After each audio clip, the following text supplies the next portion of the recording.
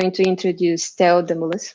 Theo is an associative professor in data science and also deputy director for the data-centric engineering program at the Alan Turing Institute. His research interests are in the probabilistic machine learning and Bayesian statistics with applications in urban science and computational suitability.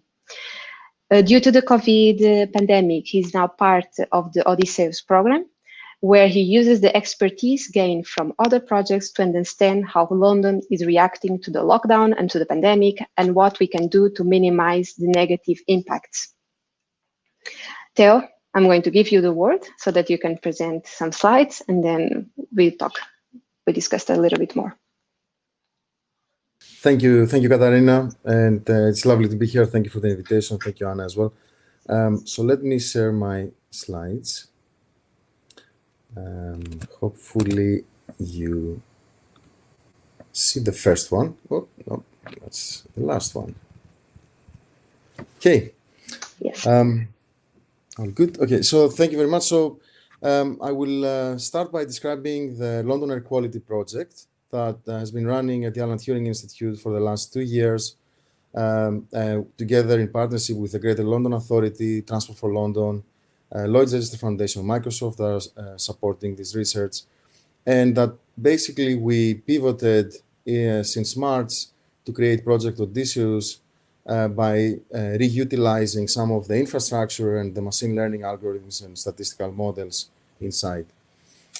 I'll start with a little video of the digital twin that we've developed for air pollution. As with any digital twin, we start with what is coming in terms of information. In this case, we utilize satellite information, remote sensing data and information coming from the European Center for Medium and Long Range Weather Forecasting. You can see Sentinel-2A, and this provides information on a much more global scale, but obviously at a very low resolution in terms of air pollutants as well as they are measured. This will be combined with ground stations, so we utilize the London Air Quality Network, and we'll see some of that when we dive in the digital twin. These are sensors that are quite big in terms of equipment, and they're high reference grade, and they are maintained very frequently, and they're measuring multiple species, as you can see on the right, and you can see the spatial distribution of these sensors across London in the figure. Of course, air pollution is driven a lot by emissions on the road, by transportation and traffic. So another source of information are the so-called loop detectors on the ground. These are around 11,000 detectors across the road network in London that are effectively counting vehicles as they're passing by. And we'll see a bit more information on those as well. Furthermore, we utilize around 1,000 cameras from the so-called jam cams. So these are traffic cameras open to the public that are looking at main intersections and road network in London. And we utilize that to count the different vehicle types that are passing by and estimate information that should be useful for our air pollution models. As we dive in effectively to the digital twin, you can see, first of all, a realistic depiction of the geography and the topology of the City of London that should give you the information that we utilize that information in terms of land use and building heights and the road network, etc., etc.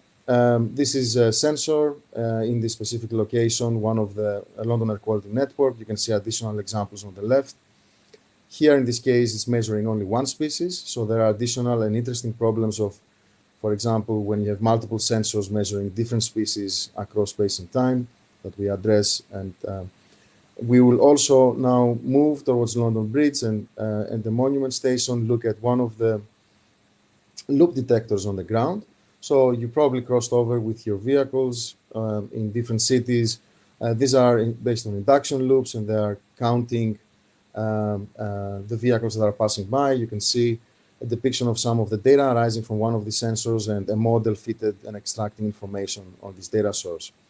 That is again combined with the overall information coming in the digital twin. Finally, well, at least on the traffic side, this is a view from one of the cameras, as we said, from the jump cam. You can see some of the road data on the counts, where it's counting buses and cars and motorbikes and trucks, and different information that you can extract, again, through the detection and tracking of vehicles in real time. Of course, as we said, information in terms of the topology, the building heights, the EPC rating, the different exhaust vents is also useful covariates to learn the information you want to estimate in terms of air pollutants and how they are present in a space-time volume.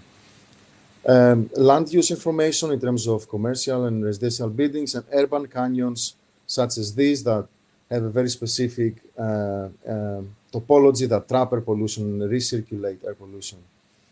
So all of that is coming together. Multiple models are operating, extracting information from the sources, and then there is a joint overall air pollution model, and multiple of those actually, that produces estimates and forecasts with uncertainty estimates across this grid in London over 48 hours ahead. So you can think of that as the equivalent to a weather channel for air pollutants across London. This is what we're working towards. And this is will very, very soon be accessible to also the public and hopefully developers and other people who are interested in taking that and combining that with further information.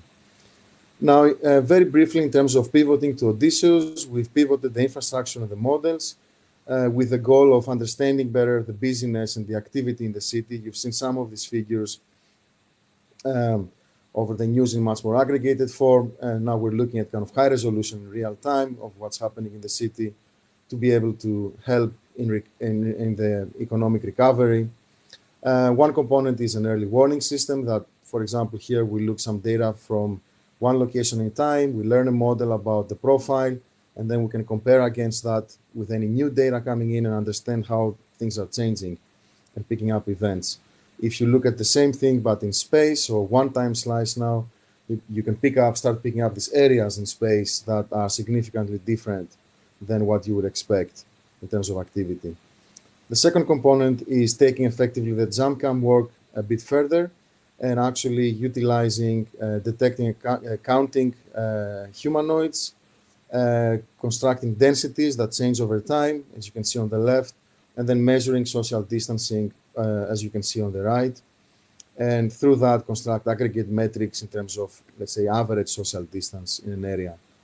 Based on that, we can then solve optimization problems that find optimal routes for example, vulnerable groups to navigate and go for a run or for a walk or other activities, avoiding areas of small social distancing and air pollution.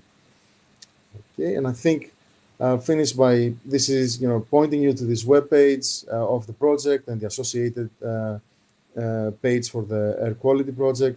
And this is a large team effort. Some of the people working on this are exactly on this slide. Back to you, Katarina. Thank you so much. You know that I love how you and the team, everyone involved in the Odysseus project could react so fast. And you understood that you have the expertise, you have the data, you have the knowledge, and in a global and local pandemic. So it was super important that you were there and that you are doing as much as you can. I have several questions regarding that, but I think it's better if we just introduce everyone and then we can have this discussion. So without further ado, I'm going to introduce Sebastian. Sebastian is director of the Turing Data Study Groups and Health Program Team Lead. Sebastian obtained his PhD in mathematics from the University of Warwick in 2013 and did a postdoc fellow in the University of Oxford, working in Bayesian inference for big data and with stochastic gradient Markov chain Monte Carlo. Sebastian is currently associate professor at the departments of mathematics and statistics at the University of Warwick. He's also engaged as a group leader in the program in data-centric engineering. Sebastian started the data study groups in December 2016 and now leads the executive team delivering the events. I'm going to give the stage to Sebastian so that he can tell us more about the Alan Turing Institute and in specific these data study groups as well.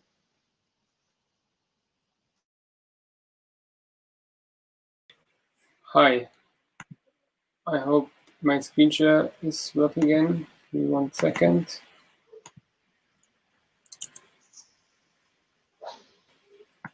Can you see my screen? Yes, and hear you as well. Thank you very much for the opportunity to speak. And I wanted to start by saying a few words about Turing, the namesake for the Turing Institute. Namely, the contribution that he did was not just of theoretical nature, the Turing machine, but also he did a vital contribution as part of a team to crack the Enigma. And he didn't just publish a paper saying you could crack the Enigma, given the right compute power. No, he made use of the tools available at the time and made a crucial impact. And so where are we today? Deploying data science solutions affecting people directly is rare and hard. How do we measure this? If I look to an area which I'm quite familiar with, which is the health sector, a quick search on Google Scholar shows that there are over 20,000 papers and ideas published in that area. But if I look at the trials that have been deployed according to clinicaltrials.org, there are around 153, and most of them haven't yet completed of the trials. So what's the solution to it? Obviously, there are different incentives in academia, but the real solution is obviously education. And so the Data Science for Social Good program has originated from the DSSG Foundation and Chicago. At the time, is the first goal is to train young data scientists to tackle problems that really matter, and that's done by giving the opportunity to hone the skills on real-world application. Secondly, it's to train project partners, that being NGOs, charities, governmental organizations. And thirdly, by doing this, creating a wonderful community of data within the Data for Good ecosystem that works together with the same common goal.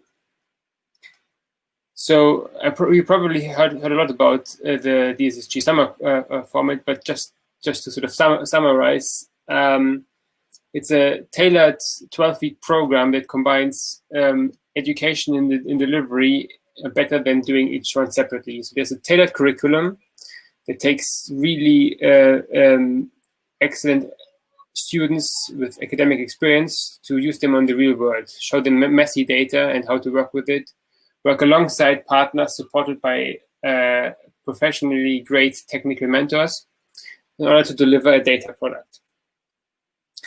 So the 12 weeks is not all. There's substantial work goes into this. There's the project scope, there's the cohort selection.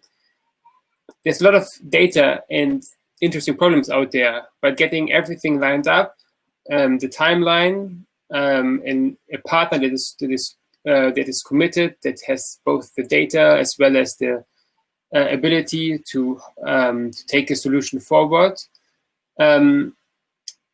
It's still hard to find really good problems, and we're always looking.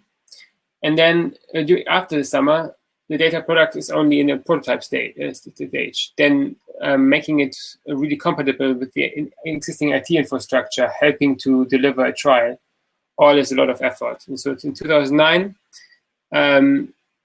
we run one of the first events in the UK. The second one was also at the same time at Imperial. So you can see from the picture on the left, we were a great in-person cohort, and we were very grateful for the support that we received from DSSG Foundation, particularly from Raid, but also very importantly from Lenya, who came to visit and is in the center middle of the picture and really helped us to get this off the ground.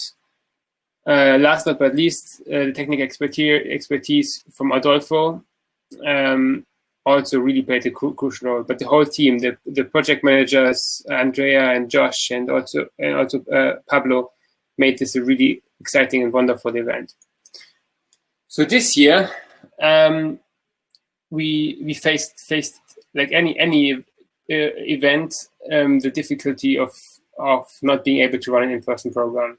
I think a clear characteristic for data for good is persistence. Persistence is a very important quality, and so social good should not vanish but grow. And there are other topics that are important alongside COVID that deserve attention. So we went ahead with a very much reduced, smaller team to tackle two problems: nursery inspections, as well as detecting corruption using self-declarations in both Chile and Croatia. And that was an interesting experience, because you take a mechanism that is designed for an in-person event, you put the people in the same room, you have the potential of eavesdropping, so that you hear and you can see when you can help. And now you have different time zones, different internet connections. It's a whole different beast. Data study groups. So data study groups. When I joined the Turing, I came from a very theoretical background. So did my PhD in mathematics and sort of studied Monte Carlo methods, where the ultimate goal of them is often to solve applications in physics or in Bayesian statistics.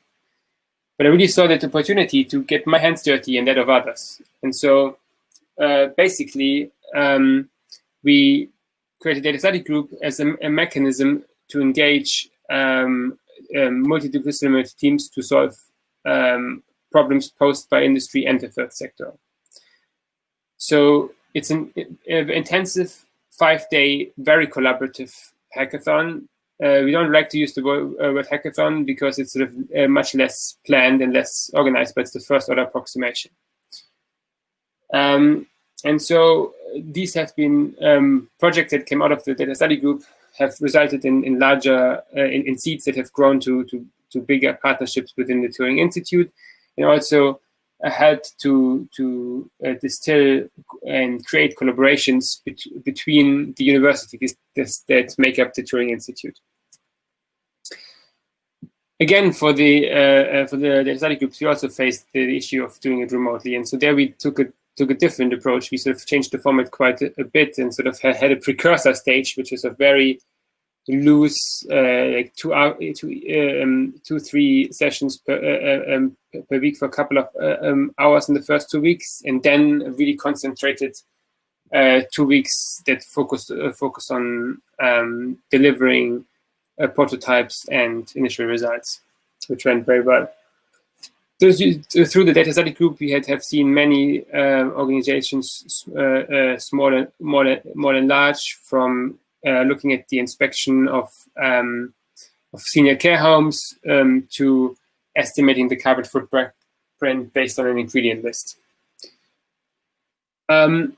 So besides these initiatives, I have interesting research projects which I just want to glimpse at. So on the one hand, we are working with in Scotland to develop a new risk score that predicts hospital admissions in the year following the assessment, with the idea that these risk scores can help shift the needle measurably by communicating them early to the general practitioners, preventing emergency admissions that can be detected beforehand in primary care. Also at Theo, I felt compelled and to contribute to the effort against COVID.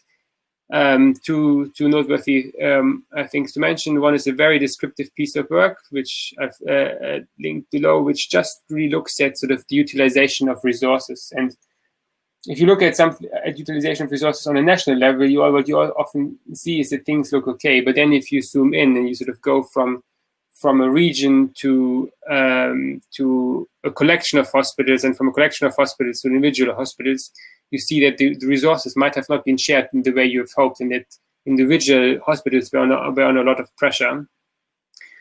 And last but not least, in coming back to this issue of deploying models, part of this is of the problem of deploying models is sort of doing reproducible pipelines. And so part of the issue, to my mind, there is that this two-language problem. So you have this production-ready code that is done by engineers, by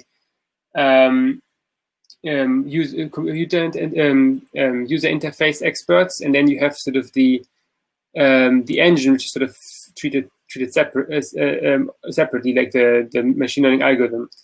And so with this two-box machine learning in Julia, MLJ, we are trying to sort of utilize, on the one hand, Julia, which allows developers and researchers to use the same high-level code to produce fast software, as well as a very well thought through way of exposing hyperparameter optimization, and plug and play with models. So if you're interested in any of this, ping me an email or reach out on LinkedIn or elsewhere, and I'm happy to talk to you. Thank you. Thank you, Sebastian. Thank you for explaining more about the fellowship, DSSG, and the data study groups and the 3 projects. And any of you can interact with Sebastian here through the chat or send an email, whatever. Sebastian is more than welcome to receive your comments and questions. We are going to move on to the 3rd speaker of this panel. That is Nuno Feixa Rodrigues. Nuno is a member of the board at the Foundation for Science Technology, FCT, and coordinating professor at the School of Technology of the Polytechnic Institute of Cavite and Ave. He graduated in mathematics and computer science in 2003 and obtained a PhD in computer engineering in the area of fundamentals of computer in 2009 from the University of Minho. His main interests are in the applications of formal methods of programming and analysis of development of serious games and medical systems, areas in which he acts as a member of the scientific committee of several international conferences. Since last year, Nuno is also the new coordinator of the program INCODE 2030. And I will ask him to talk a little bit about this program, and then we can move to the discussion. So welcome.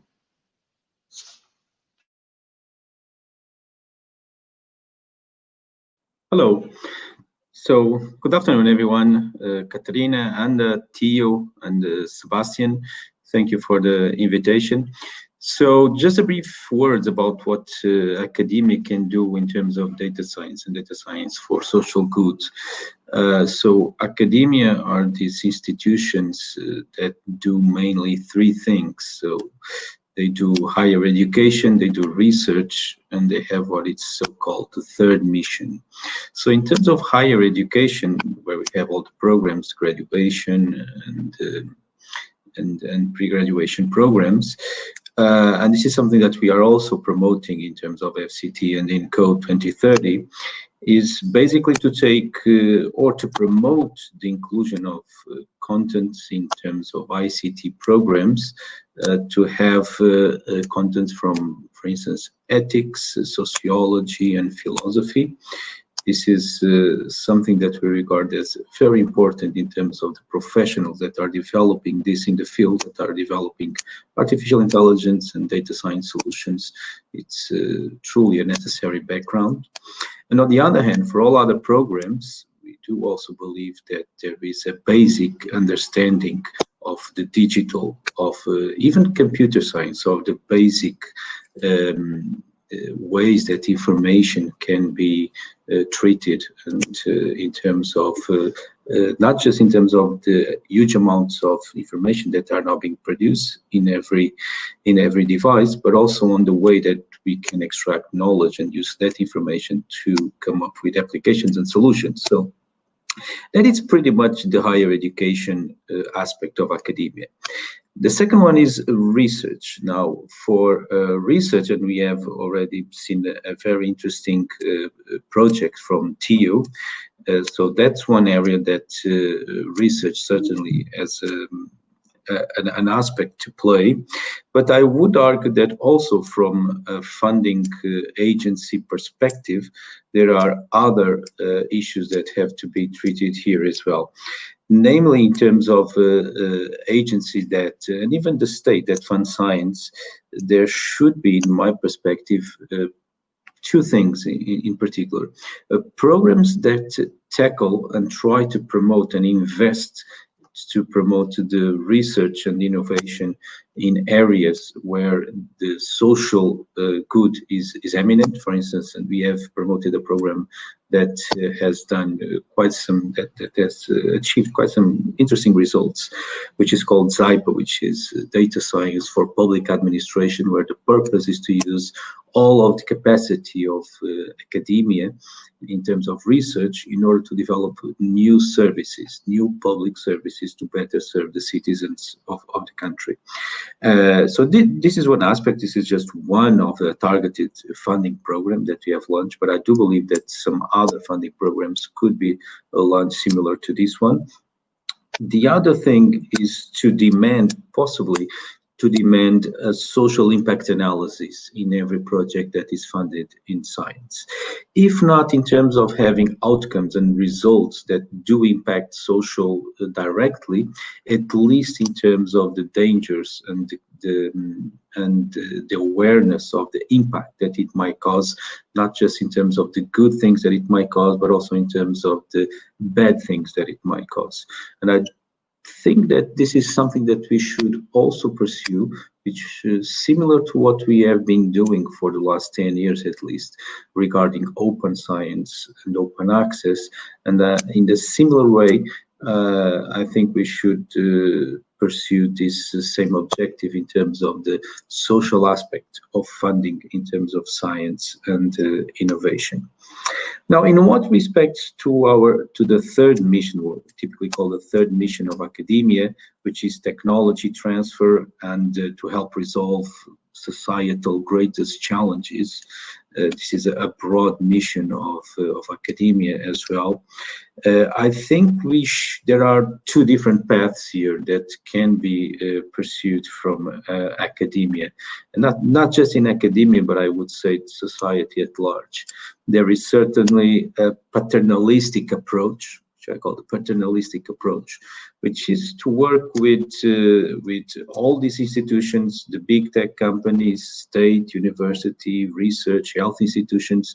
These are the institutions that are investing and promoting and developing these applications, these data science and artificial intelligence applications, and they really should know what they are doing and do their best to predict the outcomes of what they are doing. And this is often not the case in some of the developments that we see in these areas. Now, this can be done in several ways, and academia can help in several ways. First and foremost, by having the education mission of academia promoting this, but also in collaborating and working together with them to make them understand and to better develop this notion of social consciousness in what they are doing. And then there is a second approach beside this paternalistic approach. This is just looking at it in a very simplistic way, but we are short of time, which I call the socialistic one. And the socialistic one is not so much in terms of these corporations and institutions that develop and research and fund this research, and they have the resources to to promote and to put these applications out.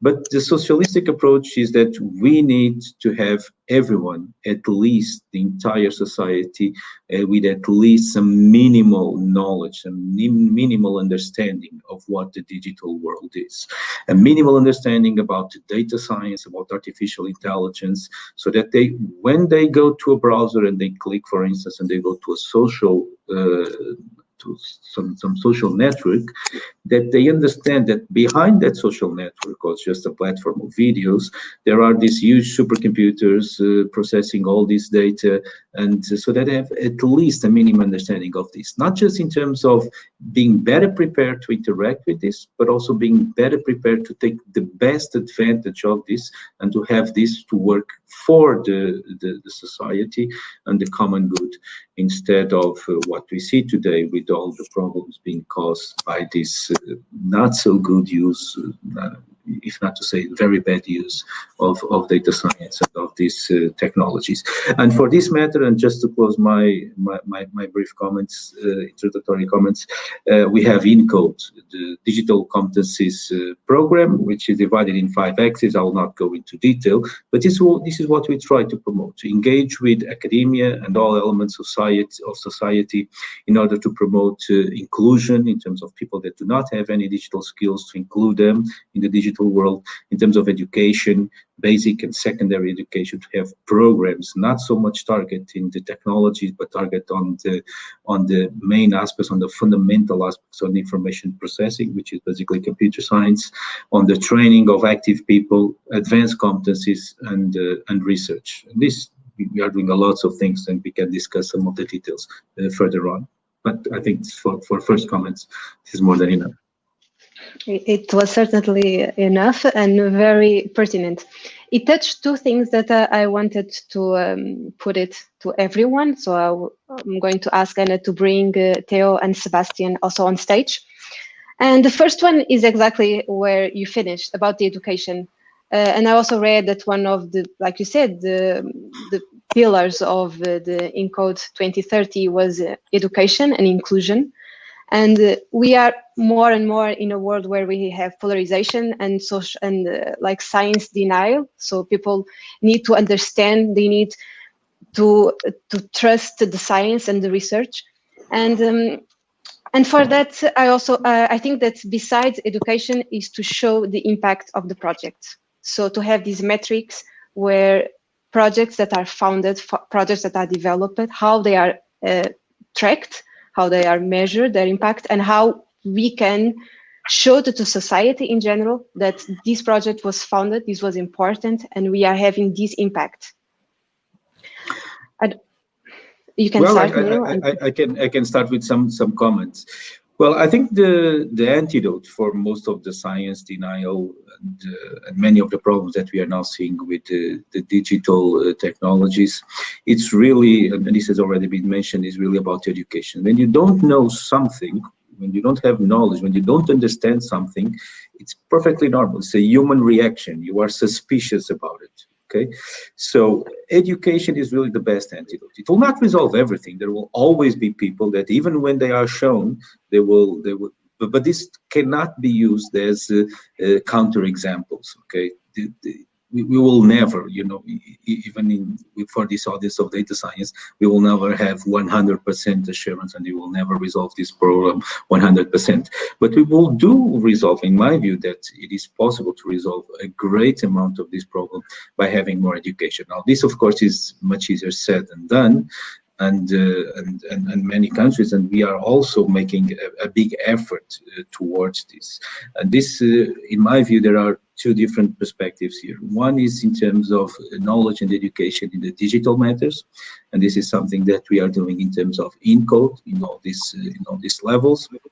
Another one, and in InCode, by the way, what I think it's particularly relevant is in terms of our education system, basic and secondary education, and the contents that we must provide to the students in terms of being as agnostic as possible to technology. So trying to promote, and there are some good examples of this in the field, trying to teach and to educate youngsters in terms of what are these basic blocks of information, and then separating and trying to see where this then applies and comes out as particular technologies, which they are alive today, but tomorrow they will be completely different. But if you have this background, this abstraction background, then you are much more adapted to live in a world like this. So if you do this, I think this would certainly help. A second aspect that I think will also help is in terms of open science, is in terms of having these institutions, the communication of science and the results of science. And again, we must see, and we are promoting it as well, to have academia, institutions, university to engage more and more with youngsters, showing them what is science all about. Because science is not really that complicated. Scientific method is quite simple. A kid with 8 years old can totally understand the basic blocks of it, and trying to teach them about and to educate them about this process and the benefits that come out of it, specifically when compared to other types of information sources. Yeah, I totally agree. Like, just for example, in the institute where I'm finishing my PhD, I noticed that in the last year, 2 years maximum, there was a huge engage in social media, for example, in Instagram and you name it, really to promote the research done that and how in simple words, how we can share. I'm wondering if the Alan Turing Institute also has this approach. So, because I do feel that this has repercussions in everything, even the founding, the government interaction. If we attacked data literacy, this will have impact in several aspects. What do you think? Yeah, I can contribute here. So one thing I forgot to mention actually during the presentation is that one component of the project, which has to do with the camera work, actually started as a DSSG project from the DSSG at Imperial. Seb will correct me, I think it was last year or the year before. And it was really kind of, the group saying, oh, you guys are doing all of this, cool stuff on the air pollution modeling front. We think we can kind of contribute and bring in another data source in effectively. And they did an amazing work, and it reached a level where we could basically take it on. We actually worked together with Sam, and we still work with Funmi, who was part of that original team, and she's doing now her PhD. So there's kind of this continuous, in terms of the discussion, this continuous experimentation. Of course, it's at a level where, at kind of a later age, if you want. So, these people are, already in MSc, they already have a kind of or starting their PhDs, they have kind of this. More broadly, the initiative that Seb is leading, for example, the Alan Turing with the DSSG and all of the study groups where you bring together people, set up a project, and kind of sets the foundations and the roots, and I'll let Seb tell you about that. The Alan Turing is always actively looking to, it plays this convener role, so kind of also the communication role of both to the public, but both to across all sectors of society. So, I work very closely with GLA and kind of government bodies, let's say, and you have academia, and you have also the user front, which involves people that, app developers and or people who want to just take the output and do something else. And there are also a lot of, inside the Alan Turing Institute, and also at the Ada Lovelace Institute, there are different groups of people looking at education and communication of science and kind of ethics side as well, and even the kind of legal and philosophical components that are, significant, of course, in life. For everything, including AI, data science, and how that affects society. So again, back to social good. Exactly. Do you want to add something, Sebastian? Yes. So I mean, to to say a big thank you here to our communications team at the Alan Turing Institute. So we have a communications team that does help with blog posts, science communication, and so forth. And they have really sort of grown over time and become much more agile, and also in the way projects are presented. But I think in general, it's still a sort of a problem that's literacy sort of is one thing, but the staticness of research often, especially if you take COVID, for example, right? If you sort of like some of the things that are published in March, right, turned out not, the predictions that turned out not to be correct. But why were they not correct? Maybe they were making assumptions that were then changed because intervention happened that weren't foreseen. And so there in academia, there's often not really a way of sort of going back and sort of saying, okay, what do we know now? So maybe there is a follow-up paper, maybe not, but so something just becomes static. And so which it's difficult in the communication. Often it's unclear if you see big news splashes. Is this a feasibility study? Is this almost being ready to deployed? Is this sort of a proof of concept? Is the data, has this been gone through a trial? And so these things are all being simplified, which is simplification sometimes is good, but also simplification bears the danger that sort of there's just one bit is being picked up, and this is then being magnified and maybe sort of put out of context or out of proportion. And so yeah, I think that the good communication is really, really hard because it requires discipline, it requires regular updates, it requires being open to say this was done wrong, and this is why it was done wrong. Yeah, I think that's where education really plays a role, because if we are aware that this is science, so science is a trial and error phase. So of course, if we know more than we knew in the beginning of the pandemic, maybe results will change. And like you said, we need to be aware if this came from a trial study with a small sample size or with a larger sample size. All of this plays a role, and when the public needs to be critical. One thing that I found very interesting, and now we'll focus on the academia, is the papers. So because they are static, I think that maybe we could have more commentary papers in our own papers or to the other ones. I see this happening more and more, but I feel that in order to really approach this science denial fight, this should be more and more often.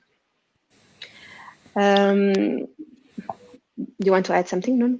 Yeah, I can add something just to comment something that Sebastian was saying, and then you were commenting as well, Katarina. So I think we really have to put in perspective something that academia and universities, they really just started to communicate. Most universities really just starting to communicating science and many things else just 20 years ago or 30 years ago. Before that, really the world and society was different from academia. These were two different worlds. Academia did what they had to do, and society went on. And now we are seeing, and in my view, it's an exaggerate and too big pressure on academia to communicate everything, because they have put the competition inside academia, and now a university has to put out some more new. It has to be the best paper, it has to be the best vaccine, it has to be the best study, and so on. The scientific method has the way to classify and to categorize all the outcomes of science. The problem is that society doesn't know. Okay, and when we are seeing this very big pressure put upon these research institutions and universities, they really don't know how to deal with it, even because this often has financial implications to them. And then we see oftentimes this action of universities coming out and promoting studies and results when actually they should have been much more careful. And I think, but this is also a problem that was created by society and political at large that put this pressure into universities. I'm not saying that that universities don't have to be competitive. They do have, but I think we are probably coming to an extreme level of that. Yeah, I agree. Now the outcome is coming out. Especially with like you said, social media and the vaccine run. So it looks like we need to update every day how it is. Like if Oxford vaccine is stopped for 24 hours or 48 hours, like everyone knows, and they don't know that this is in fact the natural way of research. So it's completely normal. I think that, like you said, it could be an exaggeration. So we need to find that middle term where we are educating and transmitting things in the right order to make the best outcome. But universities, sorry, I just add one thing. Just make it clear. Universities are reacting to the incentives, so they are really being incentivized to do this. Of course, they share some responsibility, but most of responsibility is put by us. Okay.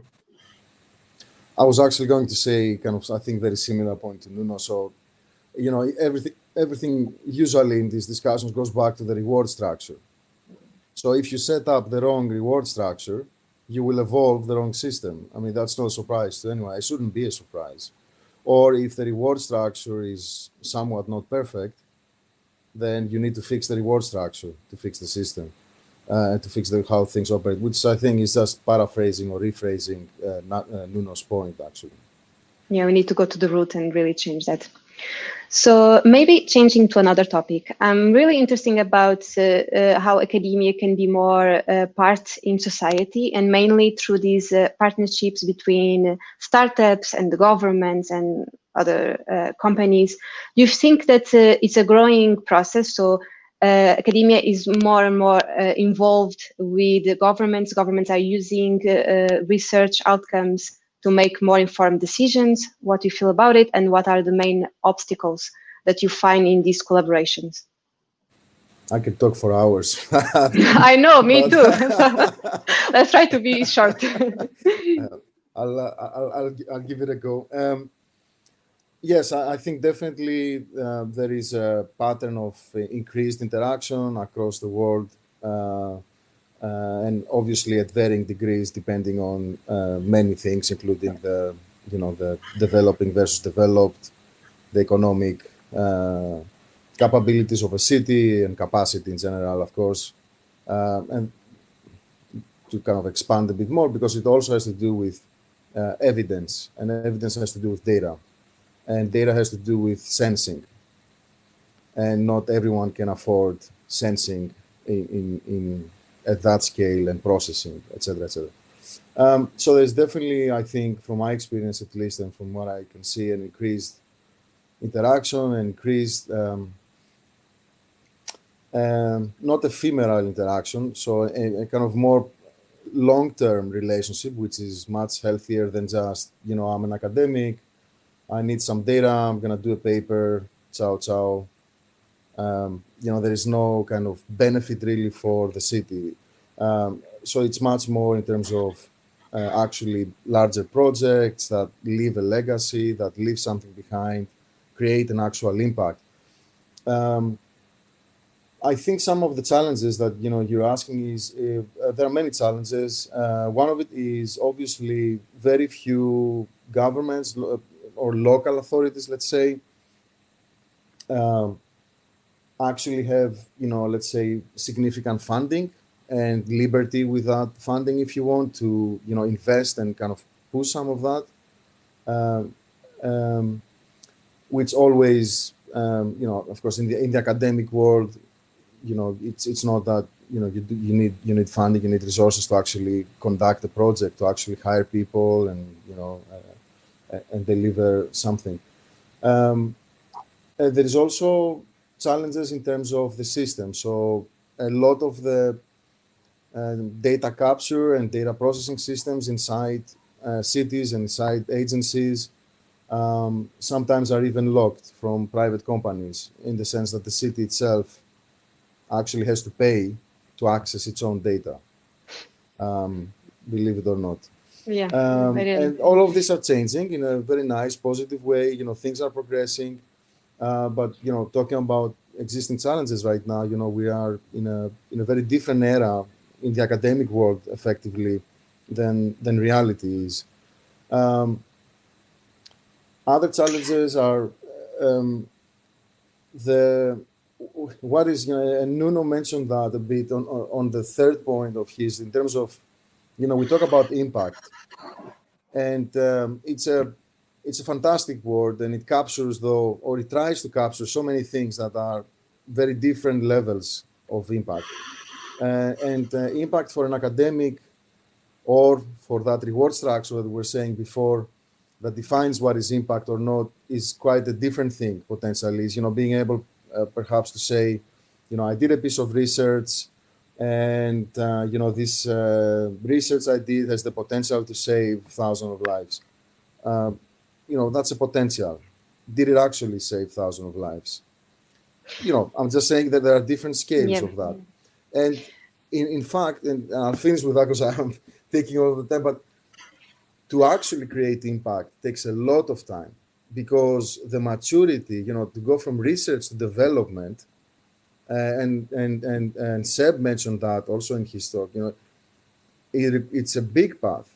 It's not, when we say we are kind of done from the academic and research point of view in terms of the software, let's say, we've built, to take that and complete the whole process, to include the front end, back end, testing, security, authorization, etc., computation, all sorts of things.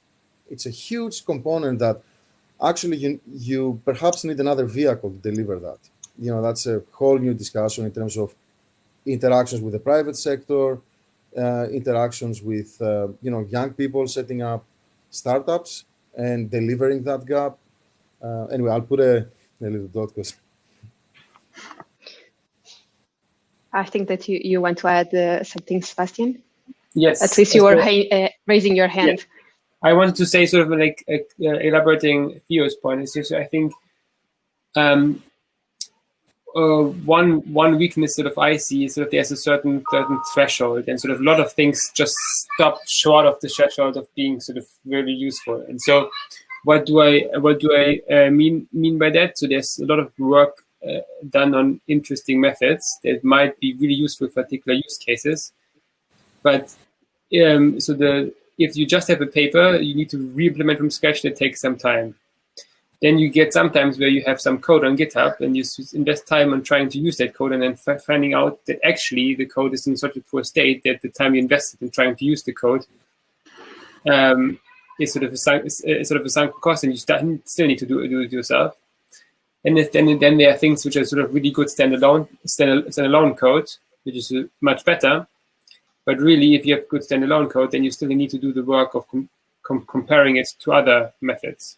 So, I mean, do you, maybe for the problem at hand, some sort of very basic statistics algorithm is sufficient, and that's potentially more stable than the most advanced neural network. And so doing sort of this, on the other extreme, there's the AutoML, which tries all the different models, and you don't really know what sort of is going on. And sort of the sweet spot in the middle is where you can try out multiple methods, and they are compared honestly for the problem that you have, and not just for the problem that was discussed in the paper. And so that's really the part of sort of tools, practices, and systems, and they need to sort of go hand in hand. And at the Turing Institute, we have a program called Tools, Practices, and Systems, which tries to address this gap. Yeah. Okay, I can just put some things into perspective, maybe. So this is a very, very long story of academia and industry.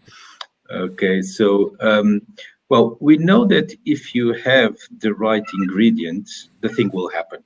Okay, academia will start working with industry, industry will start working academia, they will do wonderful things, sometimes not so wonderful things, but they will cooperate, okay? Now, some of the most relevant things that I think that have to happen, and Theo and Sebastian have already shared some of these areas.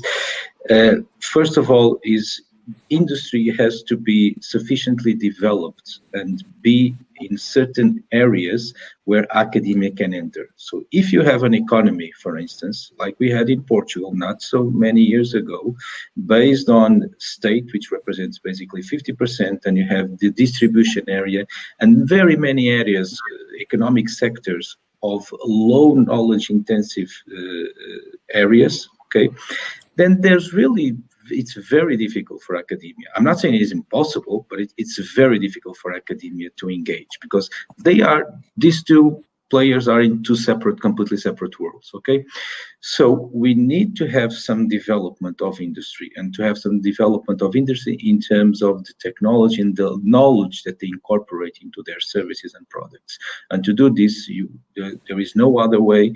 There are many factors, but certainly, again, education. We need to have a greater share of our population with higher education. Okay, and now Portugal has done a big effort in terms of this. Of course, we are far behind the UK still, but we are making our path towards it. So this is the first aspect. We need an industry that is ready to take knowledge and ready to incorporate knowledge in services and applications. The second thing, and this is talking about the industry side. The second thing is from the academia as well, and Theo has touched this too. The right incentives must be given to academia. So the incentives that they have right now, the reward structure is to do publications and papers and to get funding. And it's really, it's actually worse for someone from academia to have a project in collaboration with a company most of the times.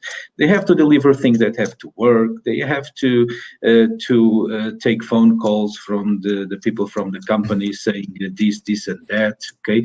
Funding agencies like the one that I'm running, even if we don't call researchers, asking them if something goes wrong, okay? They do have to get a degree and they do have to get publication and their research must have impact, but we are certainly much less annoying than companies are.